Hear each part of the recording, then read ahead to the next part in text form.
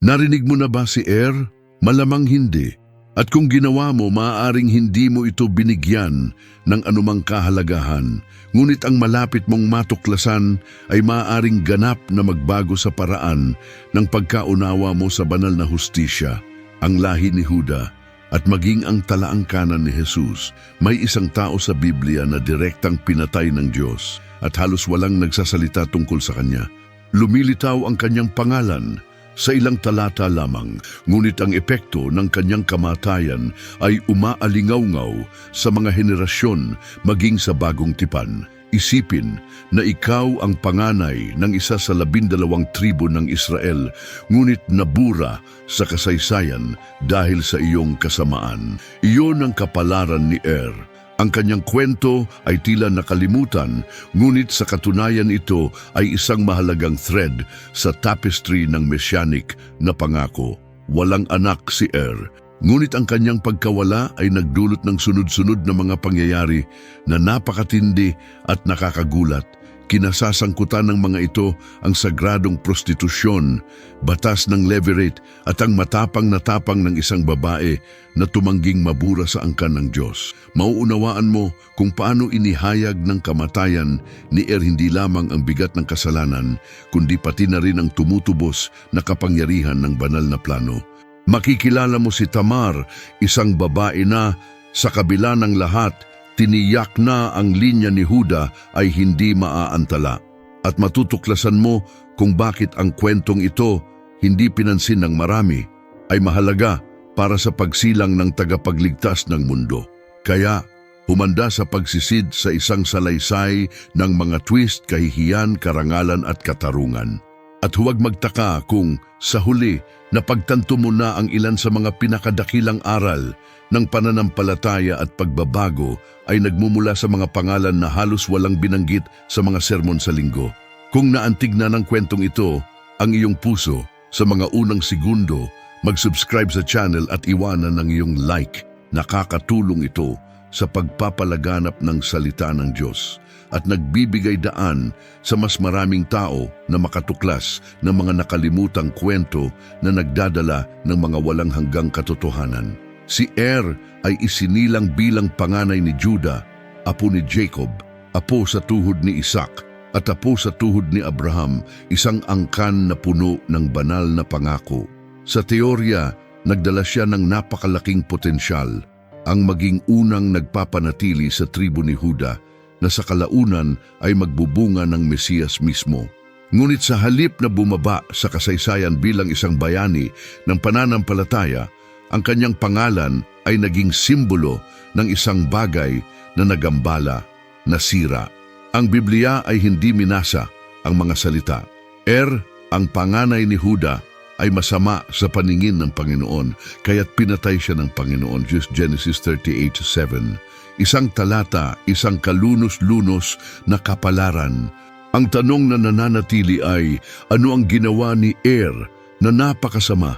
Ang banal na kasulatan ay hindi nagdetalye na kung saan mismo ay nag-aanyaya sa atin na magmuni-muni.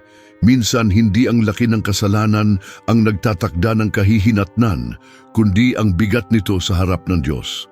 Ang katahimikan tungkol sa iyong mga aksyon ay maaaring maging isang babala.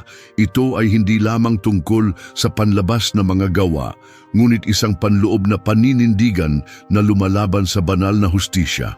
Si Er ay isa sa mga karakter na nagpapaalala sa atin na ang pangako ay hindi naglilibre sa sinuman sa espiritual na responsibilidad. Ang pagiging anak ng pangako ay nangangailangan ng karakter na tumutugma dito. Nasa lahat ni Er ang lahat upang maging bahagi ng pagbuo ng kasaysayan ng Mesyaniko, ngunit ang kanyang pagsuway ay mas malakas kaysa sa kanyang pamana. Hinaharap tayo nito sa isang malupit na katotohanan. May mga taong nagsisimula sa malalaking pangako, ngunit hindi tinatapos ang paglalakbay dahil binabaliwala nila ang mga prinsipyo.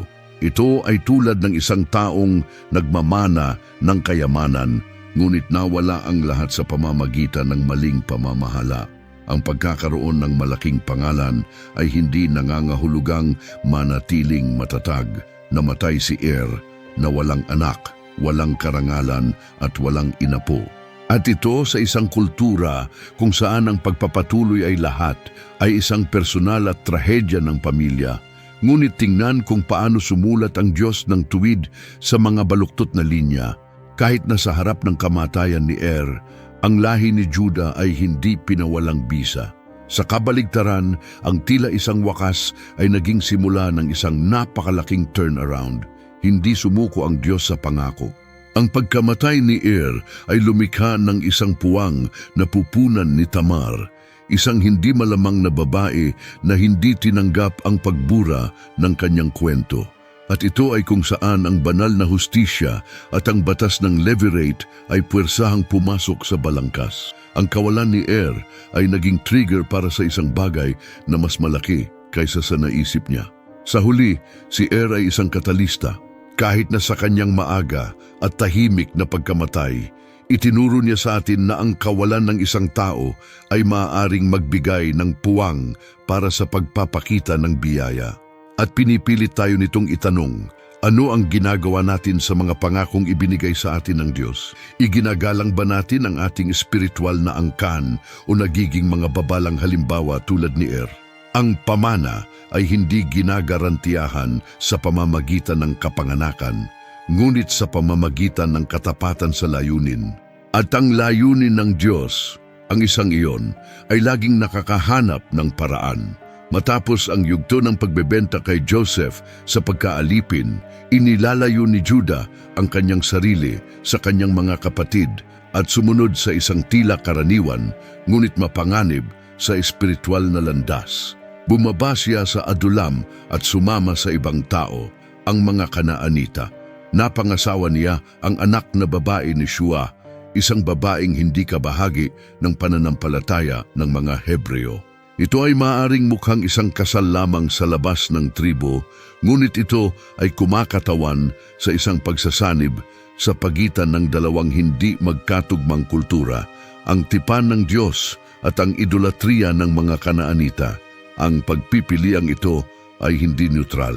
Hinubog niya ang sambahayan ni Huda simula sa kanyang mga anak.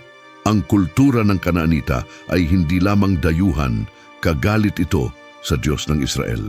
Ang mga gawain tulad ng sagradong prostitusyon, paghahandog ng tao at laganap na idolatriya ay bahagi ng pang-araw-araw na buhay. Ang pagpapalaki ng mga bata sa ganitong kapaligiran ay parang pagtatanim ng mga buto sa may lason na lupa. Hindi nakakagulat na inilarawan si bilang masama. Ang kapaligiran kung saan siya lumaki, kasama ang kawalan ng matibay na espiritual na pundasyon, ay nag-ambag sa kanyang pagbagsak. Ito ay nagsisilbing babala. Ang lugar kung saan pipiliin nating itanim ang ating mga ugat ay tumutukoy sa uri ng prutas na ating aanihin. At ang bunga ng Huda sa panahong ito ay mapait. Nang magpasya si Juda na makihalubilo sa kultura ng Kainaan, wala siyang ideya kung ano ang babayaran niya. Ang kanyang paghihiwalay sa kanyang pamilya at pananampalataya ay nagbukas ng daan para sa isang siklo ng pagkawala. Una, nawawalan siya ng espiritual na direksyon. Pagkatapos, nawalan siya ng 2 anak at sa wakas halos mawalan na siya ng dignidad. Nakatutuwang pansinin na siya na responsable sa pag-alis kay Joseph sa bahay ng kanyang ama. Ngayon ay inalis na rin at nararanasan ang sakit ng isang nakompromisong legacy. Hindi ito pinababayaan ng Biblia na hindi napapansin. Ang bawat pagpili ay may walang hanggang alingawngaw. Ang sandaling ito sa kasaysayan ay isang buhay na aral sa kung paano nakakaapekto ang tila mga personal na desisyon sa mga henerasyon. Si Huda, ang pinuno sa kanyang mga kapatid, ay natitisod kung saan hindi niya inaasahan sa mga halaga. Ang kaniyang pagsasama sa isang babaeng Kanaanita ay kumakatawan sa higit pa sa isang emosyonal na ugnayan. Ito ay ang tahimik na pagtalikod sa isang banal na pamumuhay.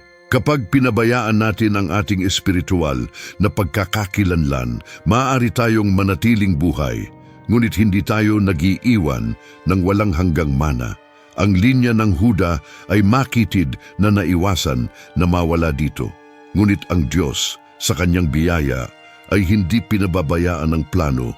Kahit sa gitna ng paganong kultura, nagtanim siya ng mga binhi ng pagbabayad pinsala. Pumasok si Tamar sa senaryo na ito bilang isang figura na banyaga sa sistema, ngunit nakahanay sa layunin.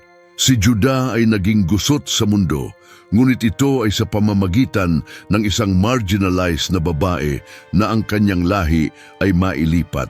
At dito, muli, nakikita natin ang isang Diyos na nagpapalit ng mga pagkakamali ng tao sa mga mahahalagang kabanata ng mesyanikong pangako.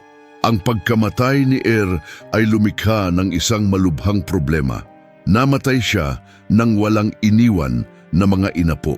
At para sa kaisipang Hebreo noong panahong iyon, ito ay isang malubhang kapintasan, halos isang sumpa. Pagkatapos ay dumating ang batas ng Levirate, isang kaugalian na itinatag upang mapanatili ang angkan ng pamilya. Nakasaad sa batas na ito na dapat kunin ng kapatid ng namatay ang balo bilang asawa at mga anak ng ama sa pangalan ng namatay na kapatid. Kaya ang pangalan at mana ay hindi mabubura. Ito ay isang anyo ng panlipunan at espiritual na hustisya, isang bagay na nagpoprotekta sa memorya at sa kinabukasan ng mga pamilya ng Israel. Ang umaako sa responsibilidad na ito ay si Onan, ang pangalawang anak ni Judah, ngunit ang kanyang saloobin ay nagpapakita ng salungatan sa pagitan ng obligasyon at intensyon. Nakahiga siya kay Tamar, ngunit sadyang pinipigilan ang paglilihi hindi dahil sa kawalan ng lakas, ngunit dahil sa pagiging makasarili. Alam ni Onan na ang mga bata ay hindi ituturing na kanya at ito ay nagbabanta sa kanyang sariling karapatan sa mana. Sa halip na igalang ang kanyang kapatid at ang batas, ipinagkanulo niya ang dalawa at muli direktang namamagitan ng Diyos. Sinasabi ng Biblia na ang kanyang ginawa ay masama sa paningin ng Panginoon, kaya't pinatay din niya siya. Genesis 38:10. Malakas ito, seryoso ito.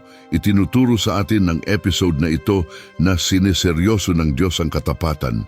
Si Onan ay hindi lamang nagkasala sa pamamagitan ng paglabag sa isang tuntunin, ngunit sa pamamagitan ng panunuya sa isang sagradong tipan. Ginamit niya si Tamar, inabuso ang sistema, at kumilos na parang walang halaga ang angkan ni Judah. Ang ganitong uri ng pag-uugali ay nagpapakita ng panganib ng isang utilitarian na espiritualidad, isa na nagkukunwaring sumusunod, ngunit sa kaibuturan ay nais lamang ng sarili nitong pakinabang. Nais ni Onan ang kasiyahan ng relasyon nang walang bigat ng responsibilidad at hindi kinukonsinti ng Diyos ang ganitong uri ng pagkukunwari. Ang banal na hustisya ay dumating ng may puwersa. Ang kawili-wiling bagay ay ang Onan ay maaring isang link sa pagtubos. Nagkaroon siya ng pagkakataong maibalik ang angkan, parangalan ng namatay niyang kapatid, ipagpatuloy ang pangako. Pero mas pinili niyang manahimik.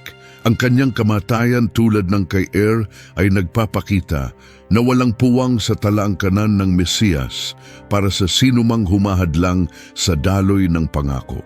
Laging gumagawa ng paraan ng Diyos, ngunit inaalis din niya ang mga hadlang. Ito ay hindi lamang parusa, ay pangangalaga sa kung saan ay walang hanggan. Nilinis ng Diyos ang bukid upang ang kanyang kalooban ay malayang umunlad. Mula rito, nagbabago ang tono ng kwento. Si Judah, na ngayon ay ama ng 2 patay na anak, ay nagsimulang kumilos sa takot, hindi sa pananampalataya. Napagtanto niya na si Tamar ay buhay pa at walang anak, habang ang kanyang mga anak ay isa-isang nawawala. Ang dilema pagkatapos ay lumitaw, sumunod sa batas o panatilihin ang natitira. Ang banal na hustisya ay nagpapatuloy sa landas nito at ang susunod na hakbang ay magsisiwalat. Tapos kapag tahimik ang lalaki, tatayo ang babae at iyon mismo ang gagawin ni Tamar. Si Judah ay nahaharap sa isang suliranin na susubok sa kanyang pananampalataya at pagkatao. Matapos mawalan ng 2 anak na lalaki sa magkatulad na mga kalagayan na parehong pinatay ng Diyos, pagkatapos nilang isama si Tamar, nagsimula siyang maghinala na ang problema ay siya, hindi ang mga anak. Dahil sa takot at sakit, gumawa siya ng duwag na desisyon. Ipinangako niyang ibibigay niya ang kanyang 3 anak na lalaki, si Sheila, kapag siya ay lumaki, ngunit hindi niya tinupad ang kanyang pangako. Sa pagsasagawa, lumalabag ito sa batas ng levirate marriage at hinahatulan si Tamar sa isang walang katapusang paghihintay, isang balo na nakulong sa pagitan ng hindi natutupad na mga pangako at bigong pangarap. Habang si Judah ay kumikilos dahil sa takot, si Tamar ay nahuhulog sa isang siklo ng katahimikan at marginalisasyon. Bumalik siya sa bahay ng kanyang ama na para bang ang kanyang buhay ay ibinalik. Para sa isang babae sa kulturang Hebreo, ito ay nakakahiya. Kung walang asawa, walang anak, walang proteksyon at walang mana, si Tamar ay nagiging isang hindi nakikitang figura. Ang kanyang sakit ay hindi lamang emosyonal, ngunit panlipunan at espiritual. Kinakatawan niya ang lahat ng kababaihang itinapon ng hindi patas na sistema at walang laman na mga pangako. Sa sinaunang daigdig at sa kasama ang palad hanggang ngayon, ang isang babae na walang mga inapo ay itinuturing na isinumpa o walang silbi. Ang nakakapagtaka ay na si Judah na naging sanhi ng pag-abandonang ito ay hindi man lang napagtanto ang laki ng kawalang katarungan na kanyang ginagawa. Siya ay kumikilos tulad ng ginagawa ng maraming lalaki. Pinapatahimik niya ang sakit ng iba upang protektahan ang kanyang sariling kaginhawahan. At ang ganitong uri ng pagkukulang ay may espiritual na bigat. Ninakawan si Tamar ng kanyang karapatan sa pagsasauli. Ang linya ng Huda ay walang pagtigil, pinigilan ng isang sirang pangako. At ang banal na plano ay tila nasuspinde tulad ng isang palaso sa busog na hindi kailanman binibitawan. Ngunit si Tamar, kahit na natahimik, ay nanatili sa posisyon ng paghihintay at pananampalataya. Ang sandaling ito sa salaysay ay pumukaw sa atin. Ilang beses tayo naninirahan sa mga zone ng katahimikan, naghihintay para sa isang tao na tuparin ang isang bagay na kanilang ipinangako. Itinuro sa atin ni Tamar na hindi natin dapat tanggapin ang limot bilang isang pangungusap. Maaari sana siyang magbitiw sa sarili, ngunit pinanatili niyang nag-aalab ang apoy ng pagsasauli. Para bang sasabihing, alam kong may pangako mula sa Diyos sa kaguluhang ito at hindi ko ito hahayaang mawala. Sa gitna ng kultura ng Canaan, ang mga kabiguan ni Er at Onan at ang pagpapabaya sa Judah na natili si Tamar. At narito ang kawit para sa turnaround. Kapag ang paghihintay ay nagpatuloy ng napakatagal at ang hustisya ng tao ay nabigo, ang Diyos ay kumikilos sa likod ng mga eksena. Si Tamar ay titigil sa pagiging isang manunood ng kasaysayan at magiging pangunahing tauhan ng pagpapanumbalik ng banal na plano. At ito ay nangyayari sa isang nakakagulat, matapang at nakakainis na paraan gamit ang mismong kulturang Canaanite laban sa Judah. Ang katahimikan ng balo ay magiging sigaw para sa katarungan. Pagod na maghintay sa pangakong hindi natupad, nagpasya si Tamar na kumilos. Hindi siya kumikilos dahil sa paghihimagsik, ngunit sa katarungan. Sa lakas ng loob at tuso, nakagawa siya ng isang matapang na plano. Ibinabalat niya ang kanyang sarili bilang isang sagradong patutot, isang karaniwang gawain sa kultura ng Kanaan at pumuwesto sa isang estratehikong lokasyon kung saan dadaan ang Huda. Ang saloobing ito na nakakabigla sa unang tingin ay nagpapakita ng kanyang pagpayag na ibalik ang angkan ni Huda kahit na nangangailangan ito ng paglipat sa mga anino. Si Tamar ay hindi pasibo, siya ay madiskarte. At dito sa kontekstong ito, ang diskarte ay naging instrumento ng pananampalataya. Nang matagpuan siya ni Huda, hindi niya siya nakilala. Ito ay nagpapakita ng higit patungkol sa kanya kaysa sa tungkol sa kanya. Si Juda, isang pinuno sa mga kapatid, ay nasangkot sa isang babaeng pinaniniwalaan niyang isang sagradong patutot, isang bagay na hinahatulan ng mga pagpapahalagang dapat niyang itaguyod. Kitang-kita ang kanyang pagkukunwari. Tumanggi siyang ibigay ang kanyang anak kay Tamar dahil sa takot, ngunit hindi siya nag-atubiling matulog sa isang estranghero. Dito, ang banal na hustisya ay nagsimulang kumilos sa banayad na paraan. Ibinigay ni Juda kay Tamar ang kaniyang panatak PC at tungkod bilang garantiya sa pagbabayad. Nang hindi niya namalayan, nag-aabot siya ng mga simbolo ng kanyang sariling pagkakakilanlan. Pagkaraan ng mga araw, muling nabuntis si Tamar. Ang balita ay nakarating sa pandinig ni Juda na agad na napuno ng galit at pagpapaimbabaw. Hayaan siyang sunugin. Utos niya, tingnan ng kahangalan, ang taong tumanggi sa hustisya ay gusto na ngayon ng kaparusahan. Ngunit si Tamar, nang mahinahon at tiyak, ay iniharap ang mga bagay na ibinigay sa kanya ni Juda. Ang ama ang nagmamay-ari ng mga bagay na ito, sabi niya. Ang paghahayag ay isang pagkabigla. Ang kahihiyan ng Juda ay pampubliko at espiritual. At sa harap ng lahat, kinikilala niya, siya ay higit na matuwid kaysa sa akin. Isa sa pinakamakapangyarihang sandali sa Biblia. Ang turnaround na ito ay emblematic. Hindi lamang inilantad ni Tamar ang kawalang katarungan, pinilit niya si Juda na harapin ang kanyang mga pagkakamali at managot. Ang nagsimula bilang isang pagkakamali ay naging isang paghahayag.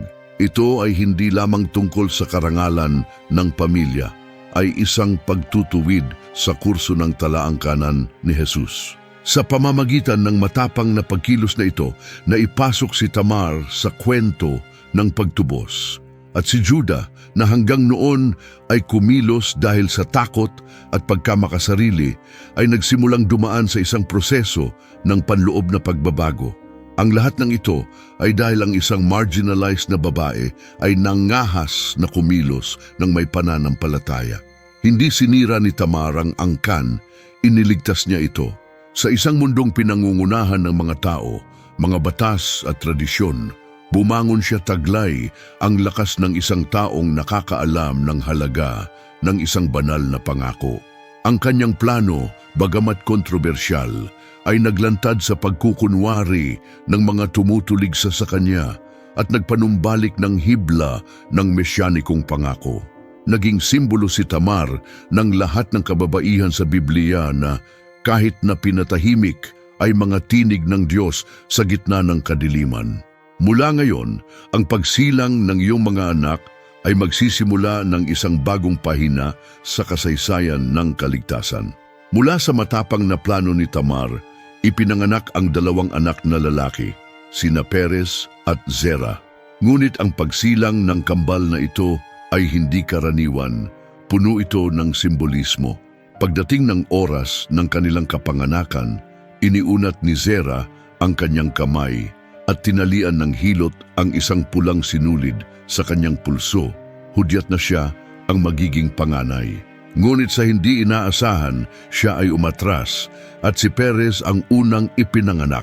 Ito ay kumakatawan sa higit pa sa isang punto ng pagbabago sa panganganak. Ay isang makapangyarihang metapora para sa kung paano ginulo ng Diyos ang natural na kaayusan upang maisakatuparan ang kanyang walang hanggang mga layunin. Ang pangalang Perez ay nangangahulugang break o gap. Siya ay ipinanganak na lumalabag sa mga limitasyon, lumalabag sa inaasahang kaayusan, lumalabag sa pagkakasunod-sunod ng tao. At iyon ang dahilan kung bakit ito napaka-espesyal. Pinipili ng Diyos kung sino ang gusto niya, kung paano niya gusto, at kung kailan niya gusto, kahit na nililito nito ang lohika ng tao. Ang Perez ay resulta ng isang iskandalo sa lipunan, ngunit ito rin ang simula ng isang banal na pagpapanumbalik. Hindi lamang niya ipinagpatuloy ang angkan ni Juda, ngunit naging isa sa mga direktang ninuno ni Haring David at nang maglaon ni Hesukristo. Ginagamit ng Diyos ang hindi maaaring mangyari upang magawa ang hindi maiiwasan. Itinuturo sa atin ng kwento ni Perez na ang tila mali sa mata ng tao ay maaaring maging instrumento ng kaligtasan sa mata ng Diyos. Sa isang kultura na hinamak si Tamar at itinuturing ang kanyang mga anak na hindi lehitimo, pinarangalan sila mismo ng Diyos ng isang lugar sa talaang kanan ni Jesus. Pinipilit tayo nitong suriin ang ating pamantayan sa paghatol. Hindi iginagalang ng grace ang ating mga social convention, break na siya. At ang pagkasira ni Perez ay hindi pagkasira, ito ay muling pagtatayo. Kinakatawan nito ang pagkakataong magsimulang muli kahit na ang lahat sa paligid mo ay sumisigaw na ang pagkakamali ay hindi mapapatawad. Isipin ang epekto ng kwentong ito sa buhay ng isang taong nakadarama na wala sa banal na plano dahil sa kanilang nakaraan. Ang kwento ni Perez at Tamar ay nagsisilbing isang tanglaw. Kung magagamit ng Diyos ang isang hinamak na balo at isang anak na ipinanganak ng panlilinlang upang ipagpatuloy ang angkan ng tagapagligtas, kung gayon, maaari niyang gamitin ang sinuman sa atin. Ang kondisyon ay hindi ang pinagmulan, ngunit ang layunin. Hindi pinili ni Perez kung paano siya isinilang, ngunit pinili ng Diyos kung ano ang gagawin sa kanyang buhay. Ito ang kagandahan ng banal na katarungan. Binabago nito ang mga ruptures sa mga landas. Si Perez ay patunay na hindi lang inaayos ng Diyos ang mga pagkakamali, tinutubos niya sila. Ginagawa niyang mga pamana ang mga iskandalo at ang kahihiyan ay naging mga tagumpay. Ang batang hindi inaasahan ng sinuman ay naging mahalagang link sa plano ng kaligtasan. At lahat ng ito ay dahil ang isang babae ay kumilos ng buong tapang at ang isang lalaki ay umamin sa kanyang pagkakasala. Nagsisimula pa lang ang kwento, ngunit inihayag na ni Perez na ang messianic na pangako ay buhay pa rin at mas malakas kaysa dati. Lumilitaw si sa Biblia sa maikling panahon, ngunit ang kanyang epekto ay sumasaklaw sa mga henerasyon. Nakakatuwang isipin na ang isang tauhan na ang kwento ay nagtatapos ng napakabilis ay maaaring maging responsable sa pagsisimula ng isa sa mga pinakamahalagang salaysay ng angkan ni Judah na direktang pinukaw ng Diyos. Ito ay hindi isang nakahiwalay na wakas, ngunit isang gatilyo. Ang kawalan ni higit pa sa buhay niya, ang nagpakilos sa lahat. Ang kawalan ng tagapagmana ay nagbunsod kay Tamar, Onan, Judah, at sa wakas ay dumating si Perez. Minsan kung ano ang pinahihintulutan ng Diyos na kulang sa atin ay siyang nagtutulak sa atin tungo sa pagtupad ng ating layunin.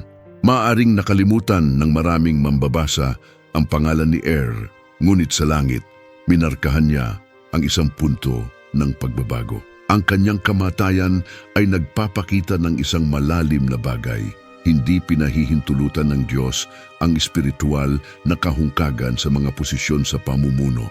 Bilang panganay, si ay dapat na magdala ng pamana, maging tulay sa pagitan ng mga henerasyon at pananatilihin ang mana ng pangako. Ngunit sa halip, ito ay kumakatawan sa pagkawasak, hindi sa pamamagitan ng banal na pagpili, kundi sa pamamagitan ng personal na desisyon. Ang kanyang pagkakamali ay hindi lamang etikal, ito ay eksistensyal. Tumanggi siyang tuparin ang pangakong ibinigay sa kanya at tumugon ng Diyos ng may matinding katarungan. Bagamat mukhang malupit, itinuturo sa atin ni na ang espiritual na pamana ay hindi automatiko. Nangangailangan ito ng pangako, paggalang at pagkilos. Ang pagiging anak ni Juda ay hindi sapat. Ang pagiging bahagi ng Abrahamikong tipan ay hindi kalasag laban sa banal na disiplina. Ilan ngayon ang nabubuhay tulad ni napapaligiran ng mga pangako, ngunit hindi nakakonekta sa responsibilidad. Ang kanyang kwento ay isang tahimik na babala. Ang mga banal na pangako ay hindi namumulaklak sa matigas na puso. At kapag isinara ng Diyos ang isang pinto o isang buhay, binubuksan na niya ang iba upang hindi mabigo ang kanyang kalooban. Ang kabalintunaan ni ay ito, kahit na siya ay nabura sa kasaysayan ng tao, siya ay nananatili bilang isang katalista para sa pagsasauli ng banal na plano. Ang kanyang pagkawala ay nangangailangan ng katarungan ng levirate law upang maganap.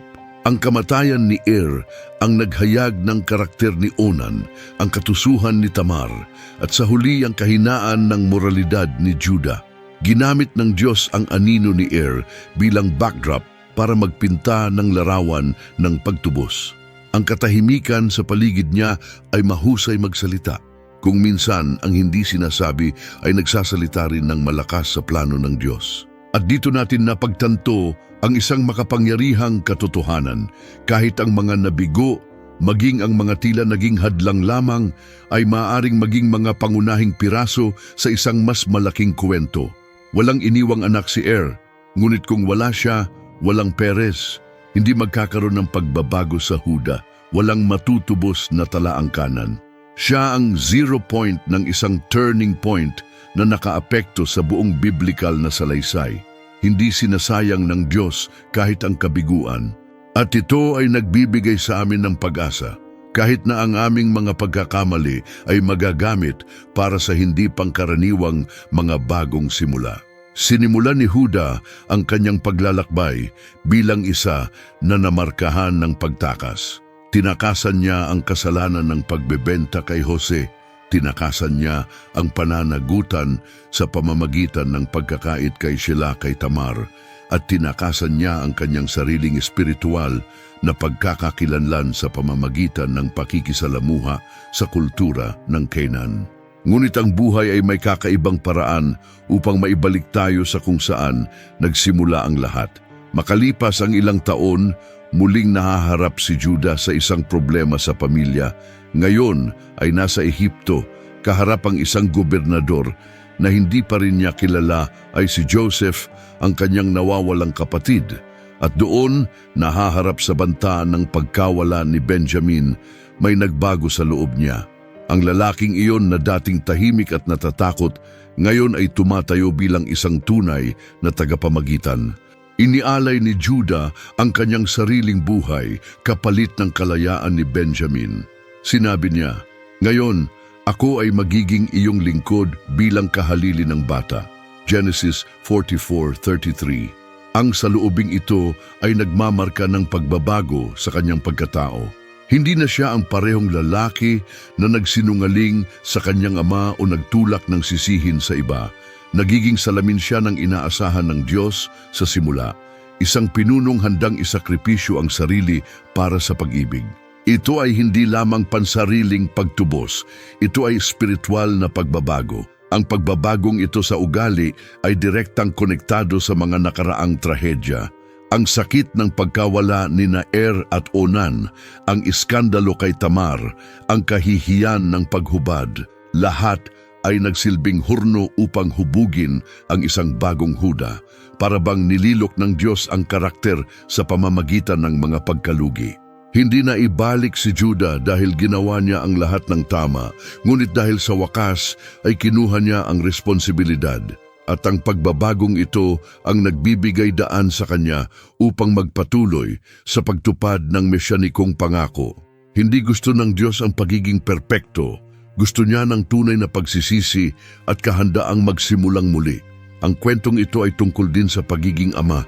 Si Judah na nabigo bilang ama noong maaga ay muling natutunan kung ano ang ibig sabihin ng pagprotekta sa kanyang mga anak. Siya ay napupunta mula sa pagiging isang tao na iniwan ang kanyang mga anak upang mamatay sa pamamagitan ng pagkukulang sa isang ama na handang mamatay para sa kanyang mga anak. Anong revolusyon ng pagkakakilanlan?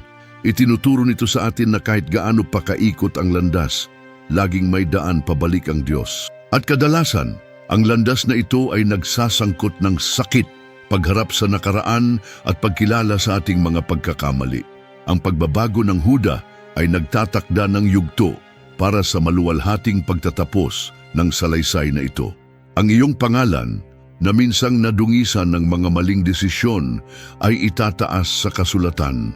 Sa kanya magmumula si David, ang makatahari. Sa kanya magmumula si Jesus, ang leon ng tribo ni Juda, at nagsimula ang lahat sa trahedya, katahimikan at kahihiyan, ngunit nagtapos sa pamana. Ipinakikita nito na hindi pinipili ng Diyos ang mga hindi nagkakamali. Pinipili niya kung sino ang nagpapahintulot sa kanilang sarili na magbago. Ang kwento ni bagamat maikli, ay nagpapatunay na mahalaga sa pag-unawa sa dinamika ng banal na katarungan at mapagtubos na biyaya. Ang kanyang kamatayan nang hindi nagiiwan ng mga inapo ay maaaring ang katapusan ng linya para kay Juda. Ngunit ito ang tiyak na panimulang punto para ihayag ng Diyos ang isang malalim na prinsipyo. Ang pangako ay hindi namamatay kasama ng mga tao, ito ay nabubuhay sa layunin. Ang talaang kanan ni Jesus, tulad ng nakatala sa Mateo 1, ay hindi inalis ang madilim na bahaging ito. Sa kabaligtaran, itinatampok nito ito, at kabilang sa mga pangalan ng Messianic lineage ay naroon Tamar, isang babaeng sinubukang burahin ng mundo, ngunit ang langit na iyon ay na-immortalize. Ang babaeng presensya na ito sa gitna ng halos ganap na talaang kanang lalaki ay isang makapangyarihang pahayag. Ang babae sa Biblia na kadalasang minamaliit o pinatahimik, dito ay nagiging pangunahing tauhan ng plano ng kaligtasan. Pumasok si Tamar sa angkan ng Mesiyas, hindi dahil ginawa niya ang lahat ng tama, ngunit dahil tumanggi siyang tanggapin ang kawalan ng katarungan. Siya ay pumutol ng walang kabuluhan, hinarap ang kahihiyan, at tiniyak ang pagpapatuloy ng angkan ni Juda. Ang talaang kanan na tila may bahid ay nagiging sa mga kamay ng Diyos, isang simbolo ng pagsasauli at layunin. Ang pagkakaroon ng mga pangalan tulad ni Perez, anak ng tuso at katapangan ni Tamar, ay patunay na hindi binubura ng Diyos ang mga masalimuot na kwento. Tinutubos niya sila, at higit pa riyan, ginagamit niya sila bilang mga pundasyon para sa kawalang hanggan.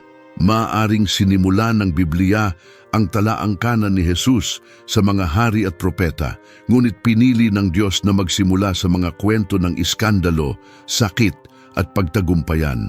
Ito ay dalisay na ebanghelyo.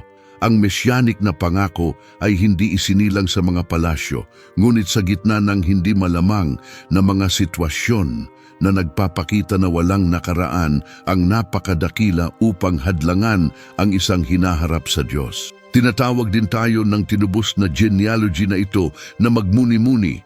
Ano ang sinubukan nating itago na gustong gamitin ng Diyos? Ang kwento ni Juda at Tamar ay nag-aanyaya sa atin na huminto sa pagwawalis ng ating mga kabiguan sa ilalim ng espiritual na alpombra. Kapag iniharap sa Panginoon, maging ang ating pinakamalalim na pasakit ay maaring maging kasangkapan upang bumuo ng mga buhay. Onan, Tamar, Perez, bawat pangalan, bawat kurba ng kwentong ito ay may lugar sa pagbuo ng pagtubos.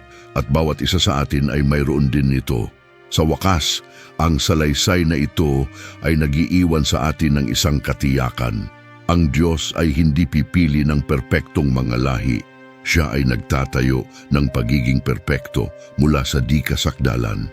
Ang talaang kanan ni Jesus ay isang salamin ng ating sariling paglalakbay, puno ng mga pagtaas at pagbaba, pagbagsak at mga bagong simula, kahihiyan at kaluwalhatian.